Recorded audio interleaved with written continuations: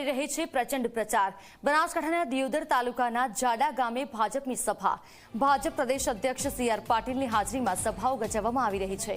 બનાસકાંઠાથી લોકસભા ઉમેદવાર રેખાબેન ચૌધરીના સમર્થનમાં સી.આર. પાટીલ મેદાને ઉતર્યા છે, પ્રચાર કરી રહ્યા છે। રેખાબેન સામે કોંગ્રેસના ગેનીબેન ઠાકોર છે। 2 તબક્કાના મતદાન પછી કોંગ્રેસ નિરાશ થઈ છે। ચૂંટણી પરિણામ પછી તમને કોંગ્રેસ જોવા નહીં મળે, સી.આર. પાટીલે કહ્યું છે। ઉત્તર ગુજરાતના નેતા 2 વાર દેશના પીએમ બન્યા છે। સામ પિત્રોડાના નિવેદન પર સી.આર. પાટીલે પ્રહારો કર્યા છે। રેખાબેનને જીત અપાવવાની પાટીલે લોકોને અપીલ કરી છે। તમે પેટે પાટા બાંધીને મહેનત કરીને કમાયા હોય, તમારી ઈચ્છા હોય કે તમે જ્યારે આ દુનિયામાંથી વિદાય લો ત્યારે તમારી સંપત્તિ તમારા બાળકોને વંશોને મળે, એના બદલે સરકાર એ કોંગ્રેસની સરકાર આવે 50% સંપત્તિ લઈ લે અને અન્યને આપી દે, તમારા બાળકોને અન્યાય કરે, તમને મંજૂર છે? તો જાગતા રહેજો। પાછલા બારણેથી સત્તામાં આવવાનો પ્રયત્ન કરીને તમારી સંપત્તિ હડપ કરવા માટેનો પ્રયત્ન આ કોંગ્રેસ કરી રહી છે।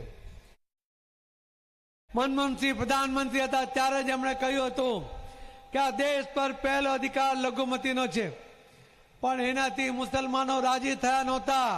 એમણે કહ્યું કે સ્પષ્ટ વાત કરવી જોઈએ। ત્યારે પ્રધાનમંત્રી તરીકે મનમોહનસિંહજી જે ક્યારે બોલતા નહોતા, એ મૌની બાબા હતા, એ ફરી બોલ્યા કે ભાવો બોલે તેવું એ ફરી બોલ્યા અને એમણે ચોખટ કરી હતી કે આ દેશની સંપત્તિ પર મુસલમાનોનો પહેલો અધિકાર છે। તમને મંજૂર છે ભાઈ? આ દેશ ઉપર પહેલો અધિકાર ગરીબોનો છે। આ સંપત્તિ ઉપર સૌનો અધિકાર સરખો છે। કોઈ એક જણને એવો અધિકાર ક્યારે મળી શકે નહીં। સામ પિત્રોડા એ કોંગ્રેસના નીતિકાર છે, એની નીતિઓ બનાવે છે।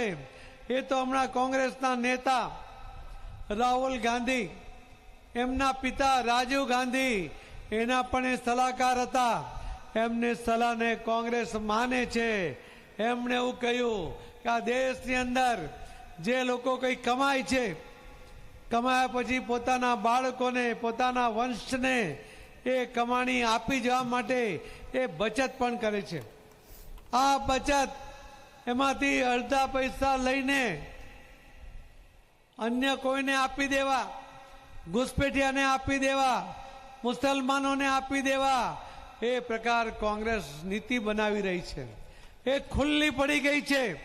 તમે રાત દિવસ મહેનત કરો અને તમારી કમાણીના પૈસા તમારા દીકરા કે દીકરીને મળવાને બદલે કોઈ અન્ય લઈ જાય, બાંગ્લાદેશમાંથી આવેલો ઘુસપેઠિયો લઈ જાય, જે બાળકો પેદા કરવા સિવાય કંઈ કામ નથી કરતા એવા મુસ્લિમ સમાજ લઈ જાય। એ તમને મંજૂર છે? તમને આવો તમારો અધિકાર, તમારા પૈસા કોઈ અન્યને વેચી દેવામાં આવે, એ તમને મંજૂર છે? 2 ઇલેક્શન થઈ ગયા છે, પહેલા રાઉન્ડમાં અને બીજા રાઉન્ડમાં। આ 2 રાઉન્ડના ઇલેક્શન પછી કોંગ્રેસ નિરાશ થઈ ગઈ છે। એમનું જે ગઠબંધન હતું ને, ઇન્ડી ગઠબંધન, એ પૂરું થઈ ગયું છે। એમની હાર એમને ભીત ઉપર દેખાય છે અને હારવાના છે। એટલે અંદર અંદર હવે ઝઘડા પણ એમના શરૂ થઈ ગયા છે। પહેલા પણ ઝઘડતા હતા, હવે પણ ઝઘડી રહ્યા છે। આ ઇલેક્શન 7મી તારીખે તમે વોટિંગ કરો, 4થી જૂનને દિવસે તમે કાઉન્ટિંગ કરો, ત્યાર પછી આ કોઈ પાર્ટી તમને દેખાવાની નથી, આ કોઈ નેતા તમને બીજા દેખાવાના નથી, એની પણ હું તમને ખાતરી આપું છું।